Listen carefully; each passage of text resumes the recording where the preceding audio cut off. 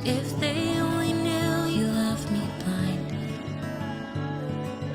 you don't even notice their starlight. Anniversary din. Parang napilitan. Ayoko niyan. Ulit nga. Tanggalin mo isa. Isa ba? Mas maganda. Paano ba yung hindi napilitan? Happy anniversary. Baby.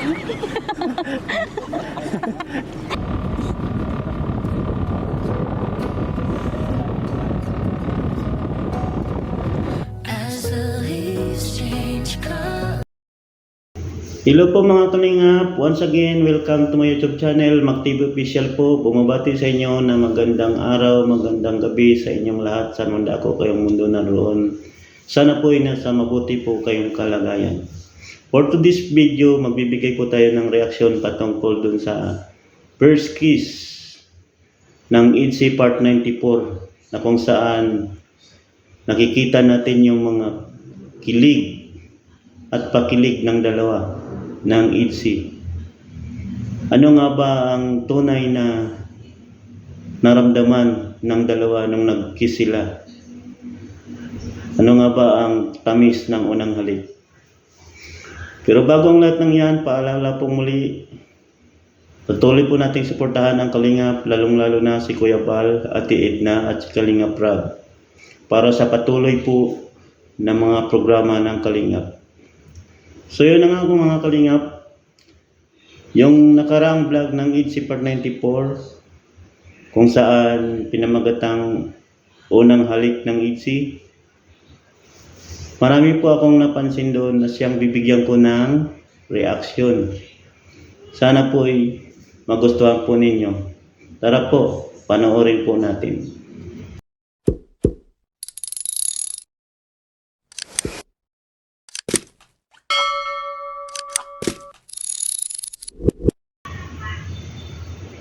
If they only knew you left me blind, Grabe, ang ganda ni Beyonce. Oh. notice their starlights. 'Cause you can stay.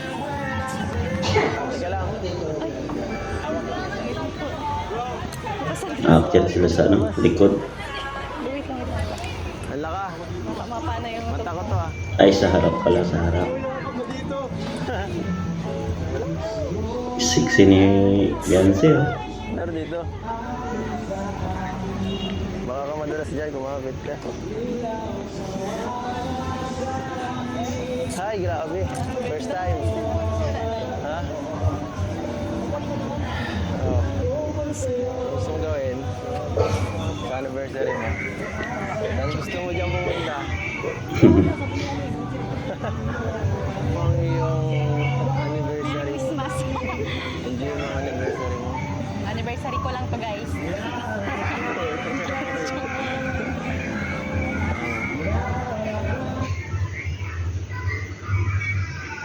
Ang ganda ng ganda ng view.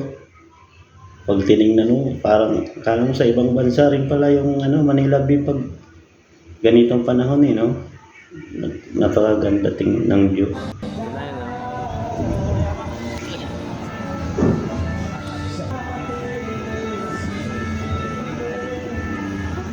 Sika.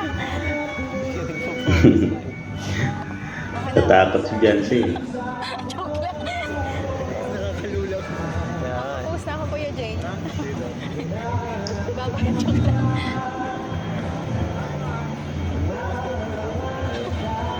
Oo naman. Oh, dali. Sa ano mo?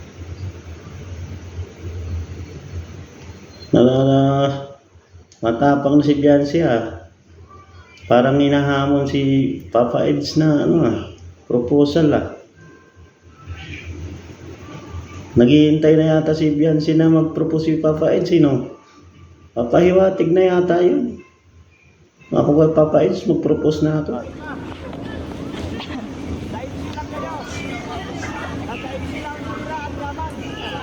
Mahalaga talaga si Lugay Beyonce. Kahit sa vlog, basta naka-sleeveless Beyonce, laging pinapasuotan ng jacket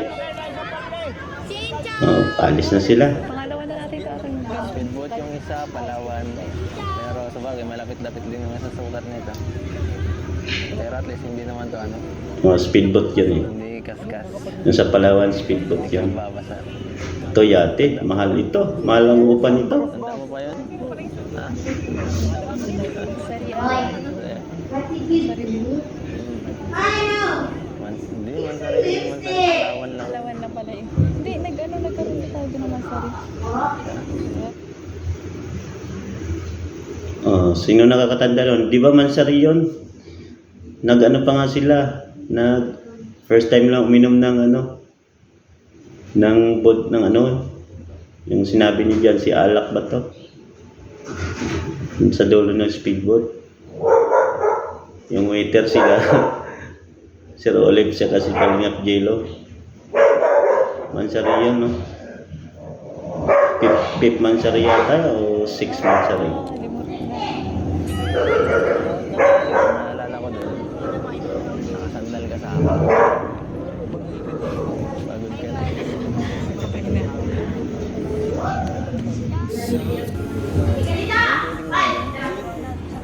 Siyempre yung ano, yung Yung cute nila dito, no? Ikaw lang eh. Ako niyan. Sawa na ako sa magandang view. anong gusto mong dito na dala. Alam mo yun. Siya nga pala. Masaya, maganda pa. Tingnan yung isip pag laging ganyan, eh, no? Pag maraming issue kasi, parang nakakaano rin, nakakalungkot. Parang napilitan yung kunya. Ulit nga. Gusto ba? Yung maganda. Paano ba yung hindi napilitan? Happy birthday.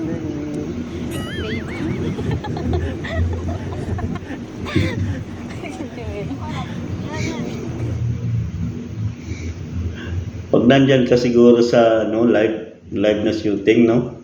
Hindi mo mapigilan yung kilig kasi kahit tayong nanonood, hindi mo mapigilan eh.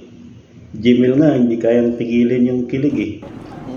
Pagkatapos ng kahapon, ang ganda na nun. Tapos ito naman. Napakaganda ng mga Bait ng mga ano baga. hanap. Kaya kung hindi baga dahil sa kanila, tingnan natin mga narasa natin. Yan mga narasa natin. Sa anniversary natin. Siguro nasa ano mga tayo, BGB. Wala mo lang ang paki kahit saan. Kahit saan, okay lang. Masaya na ako, mas Pero kasama ka. still ano, Facebook pa rin tayo baga sa kanila. Simple lang ang kaligayaan ko eh. Kuhang-kuha ko.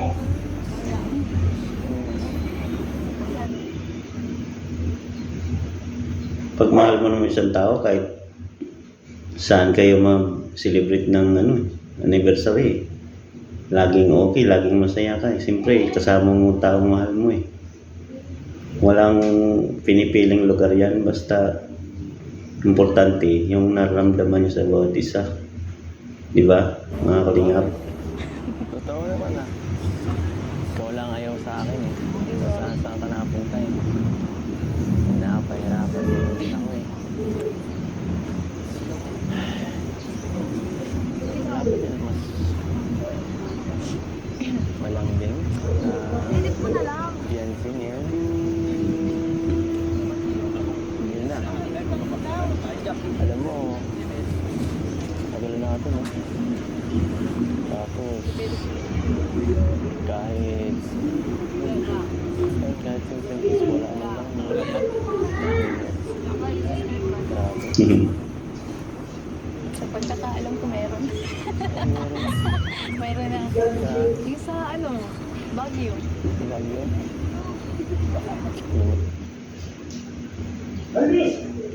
Na-vlog ba yun mga kalingap, yung sa Baguio? Yung nag-kiss sila sa forehead daw? Hindi ko napanood yun ha, di ba? Napanood ko yung dalawang vlog sa Baguio, wala namang nakitang nag-kiss si Kalingap Edo doon sa forehead ha. May kiss pala yun. Napanood yung ba mga kalingap? Tagal na nun eh. Pinarhead kiss mo mga ako. Head kiss mo mga ako. Ngayong taon, meron ba kayong taon? Ngayong araw. Meron yan. Anniversary yan eh. Kung habang-abala pa yung iba. Ikaw ang gagawa niyan, Kalingap Edo. Hindi pwedeng si Beyonce.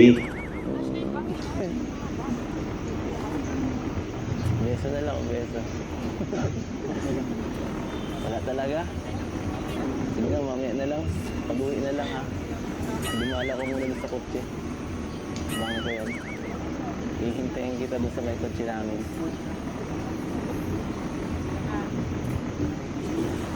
Siya nga pala, ang ganda mo. Magkahiwalay kasi sila ng sasakyan eh. Di plus lang magkasama.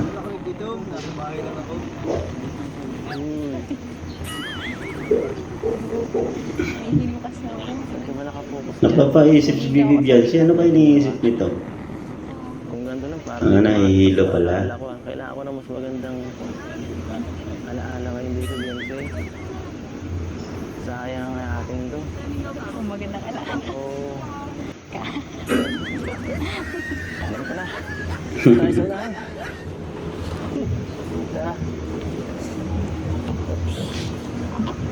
Saan na? Be careful. Okay na. Nakakahilo kaya pag hindi ka sanay sa ano, sa makay ng ano, bangka o kaya barko. May hilo ka dyan. Hindi malaglag. Kumapit ka na lang. Shit. Yung takot siya eh. Ayan. Hindi pa yan, mas maganda dito. Natatakot ka? Okay. Ako na mawak. Yan, hawakan mo. Alam mo, napansin ko lang, napakaganda nitong ano na to ha. Itong moment na to. Itong moment na to para sa isang magandang alaala. Gusto ko pag ganito, mga lugar na to para ka dito dapat nagpo-propose eh. O kaya,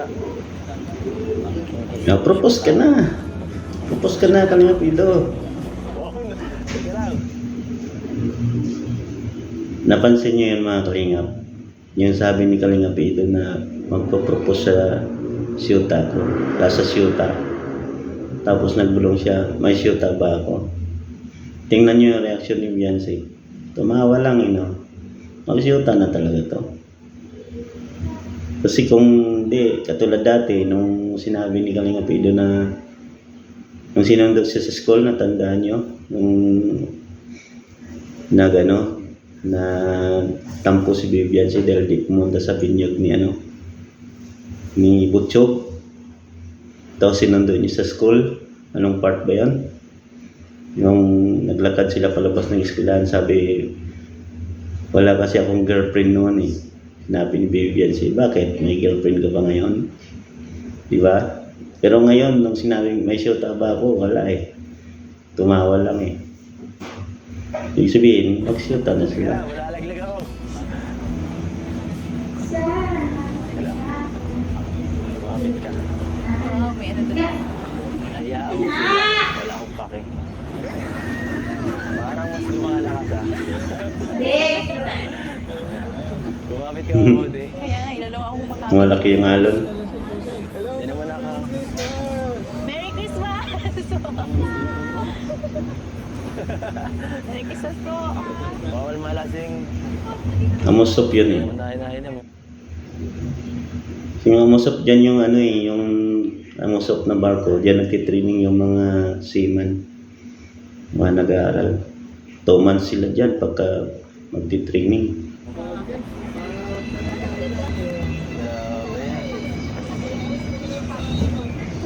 Jeez.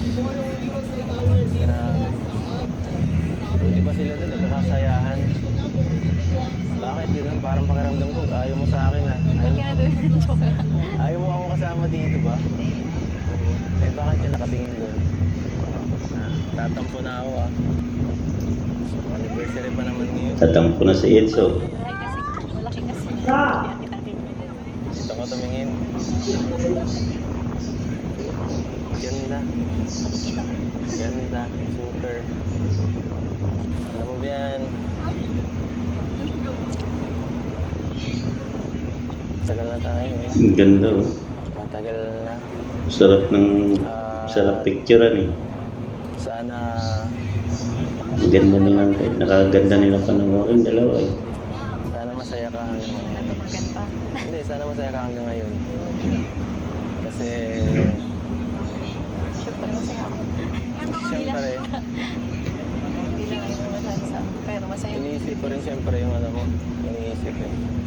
Minsan parang pakaramdam ko, Masaya ako. nangihina ka na eh. Ayoko nun. Baka mawala ka. Yung pinakaya ko mangyari. Ramdam din ni Kalinga Pido yung ano no? Na si Biancy naapektuhan na rin ng mga issue sa kanya. Siyempre, nakikita yan ni Kalinga Pido yung mga kilos ni Biancy na parang nagtatampo. Tapos, napapaisip. Ramdam ni Kalinga Pido na apektado si Biancy sa mga issue. Hindi naman totoo. Diba? Pinagsusuduan mo talaga ako ha.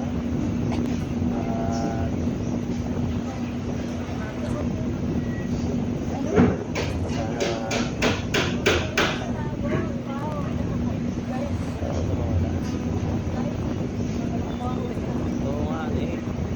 Ginanyan mo, wala.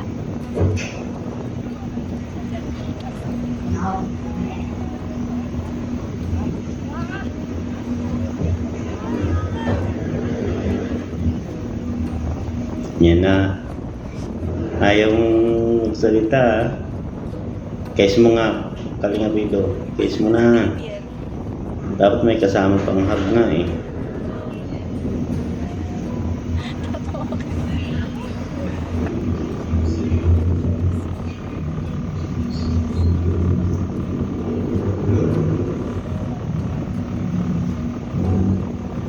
As the leaves change color, Iyon na. Kiss na nga.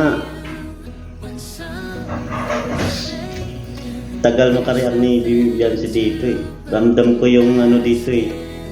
Yung nararamdaman niya eh. Na ano niya kung nahihiya kasi siya eh. Siyempre, nasa harap nila pamilya ni Kalinga Pido. Hindi niya alam kung ano magiging reaction niya.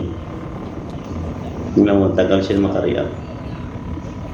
Ang tagal nagsik-in sa kanya yung feelings niya kung ano yung ano eh. Ginawa ni Kalinga Pido eh. Siyempre, first kiss agad siguro yun sa pisngi, no? Ibig sabihin marespeto talaga si Kalinga Pido. Mula noon, di pa niya hinalikan yan si Bibi Biancy. 2 years na. Ang tagal na.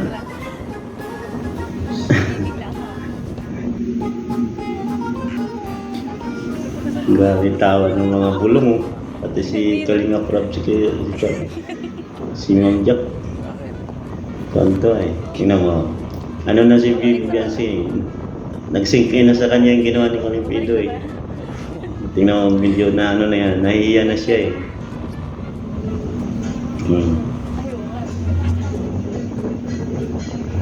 Na-tense na siya eh. Tense na siya. Namula na yung pisngi eh. ang problema. Oh. Pasensya natin sinasadya. Iwasan mo ha. Wala kumain tayo. Siyempre, tense na yan Kalinga Pido. Ikaw pa naman case ng crush mo eh. Ng mahal mo eh. Namula bigla si Bibi Biancy eh. Pinagbibigyan na kita. So kahit pa paano, hindi na palang boring kung yating ito. Pero bahala na. Nakaisa rin si Kalinga Pido ah. Tayo dito. Papaisip na si Bibi Biancy. Wala mo ka na eh. Second. Marahalik.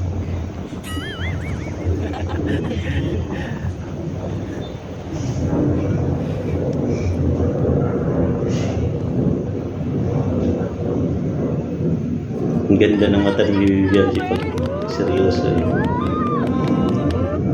Dito sa ano na to, sa moment na to, yung sweet dance nila. Dito mo talaga maramdaman yung ano, yung nang sink in na kay Bibi Biancy yung case ni Kalinga Pido. Kasi ano na siya dito eh. Malambing na siya dito.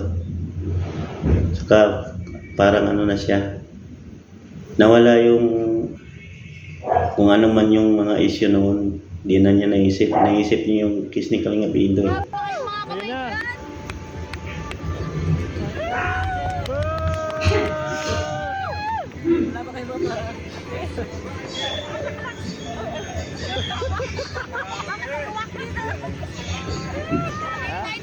Sarap panoorin, sarap sa mata eh. Yun ang nakaito ay na si Vivian si dyan. Ay kalinga pindo. Masaya na siya dyan. Matapos daw yung kanta yan.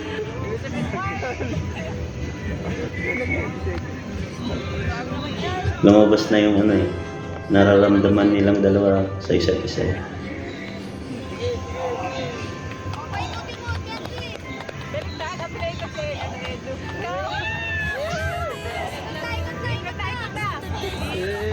Masaya na siya. Masaya na silang dalawa dyan.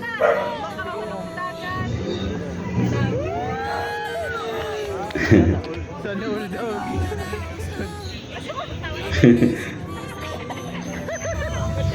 Si Kuya Brian. Yan na, chorus na.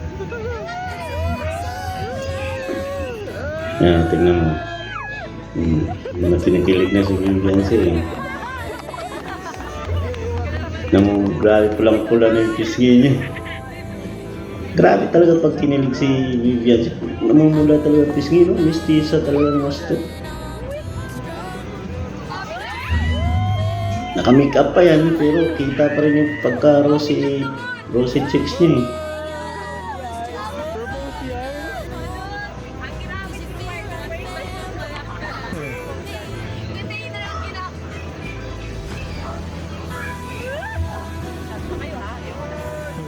Grabe naman yan. Grabe.